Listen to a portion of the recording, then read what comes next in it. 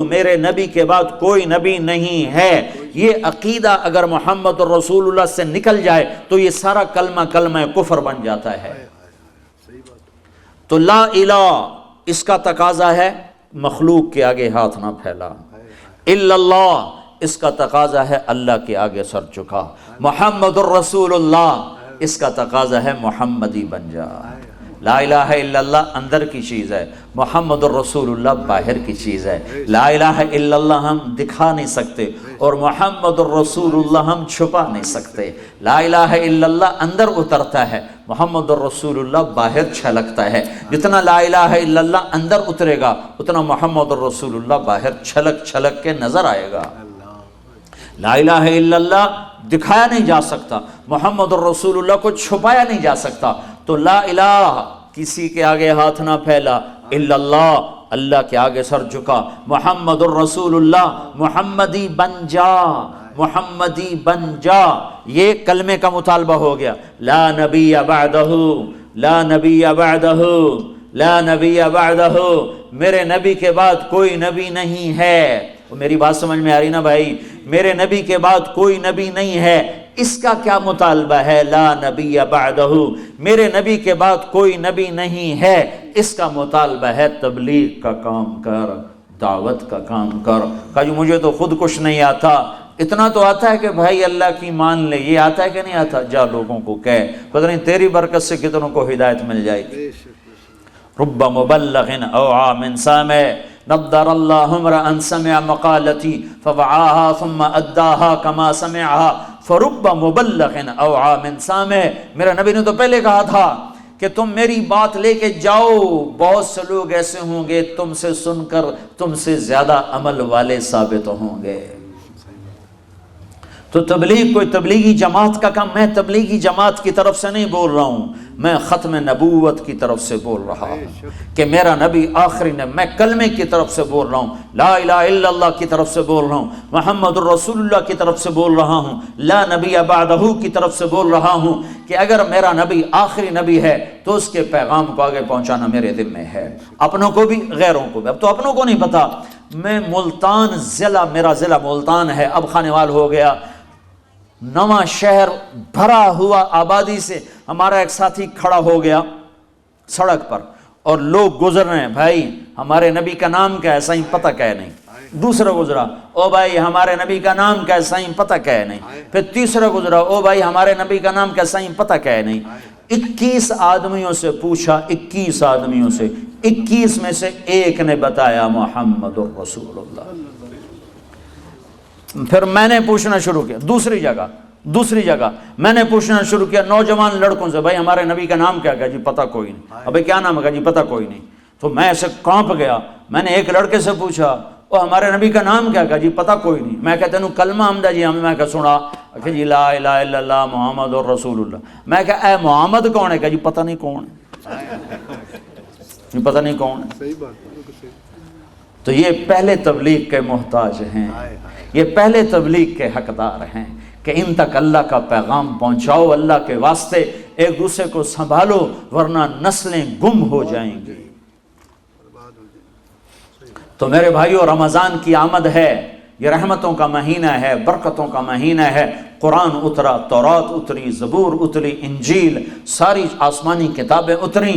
اس کا میرے نبی نے فرمایا جو روزہ رکھے اس طرح کہ لم یعمل فیہ خطیئۃ، کوئی گناہ نہ کرے، لم یشرب فیہ مسکرن، کوئی اس میں نشاور چیز استعمال نہ کرے، لم یقذف فیہ مؤمنا ببہتان، کسی مسلمان پہ بہتان نہ باندھے، تو اللہ تعالیٰ ہر روزے کے بدلے میں جنت کی 100 حوروں سے اس کی شادی فرماتا ہے۔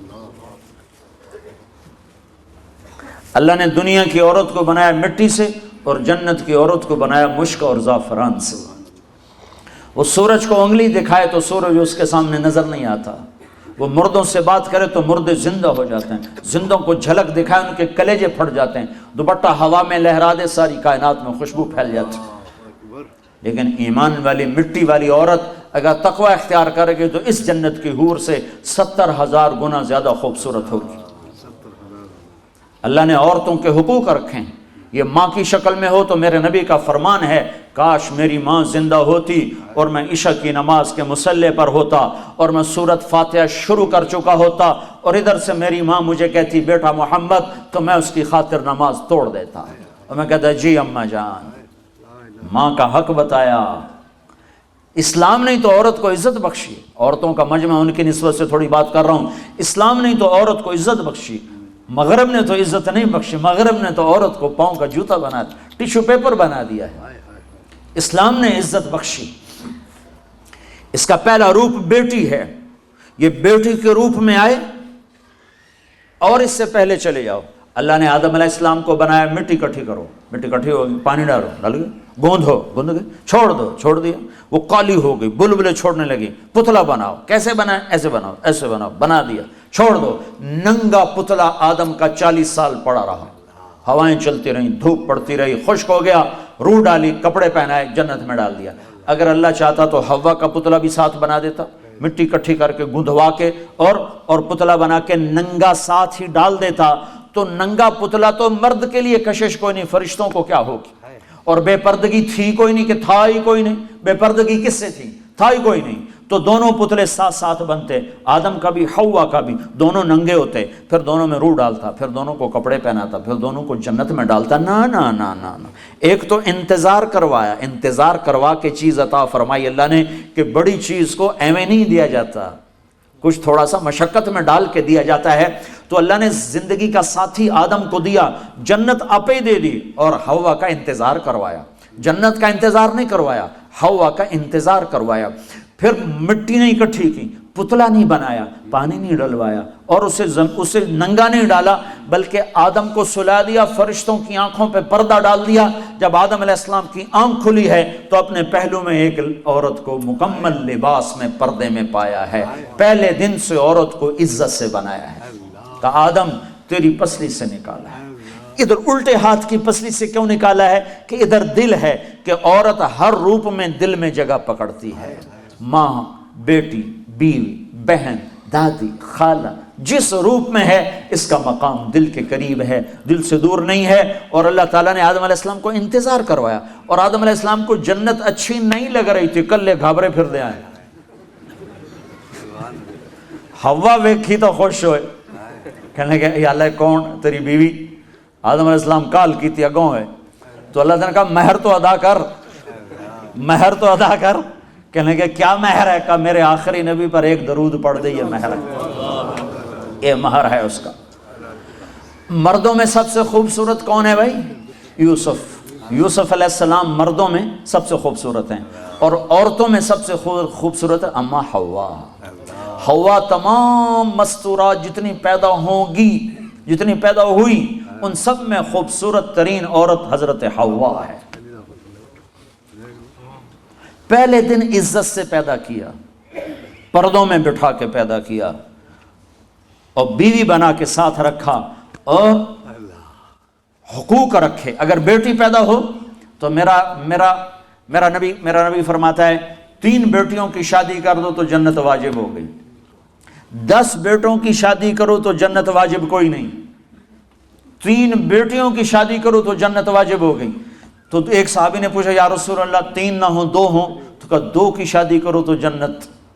ایک نے کہا یا رسول اللہ اگر 2 نہ ہوں، ایک ہی بیٹی ہو اور آگے کوئی سلسلہ بھی نہ ہو، تو آپ نے کہا 1 بیٹی کی شادی کر دو تو جنت واجب۔ یہی بہن بن جاتی ہے، بیٹی سے بہن بنتی ہے، بھائی آتا ہے۔ تو میرے نبی نے فرمایا جس کو اللہ نے 2 بہنیں عطا فرمائیں، 2 بہنیں، اور انہوں نے اس کا حق ادا کیا، حق ادا کیا، حق کہ بھائی بہنوں کا حق مار جاتے ہیں، ماں باپ کی وراثت میں سے بہنوں کو نہیں دیتے، نہیں دیتے۔ یہ ایسے ہی حرام ہے جیسے شراب بیچنا حرام ہے، جیسے سود کھانا حرام ہے، ایسے ہی بہنوں کا حق کھا جانا ایسے ہی حرام ہے، جیسے چوری حرام ہے۔ یہ بہنوں کا چور ہے، اس کی چوری کی جس کے ساتھ مل کے ایک چھاتی کا دودھ پیا، ایک تھالی پیالی میں کھایا اور پیا، ایک چھت تلے جس کے ساتھ زندگی گزاری، یہ اس کی چوری کر گیا ہے۔ جس نے اپنی بہنوں کا حق مارا اس کا رزق حرام ہو گیا۔ میں اپنے استاد صاحب کی خدمت میں جن سے میں نے تفسیر پڑھی، شہد لے کر گیا، 76-77 کی بات، رائمنڈ مرکز میں ہی مدرسہ ہے، مولانا جمشید صاحب. میں نے کہا حضرت یہ شہد لایا ہوں.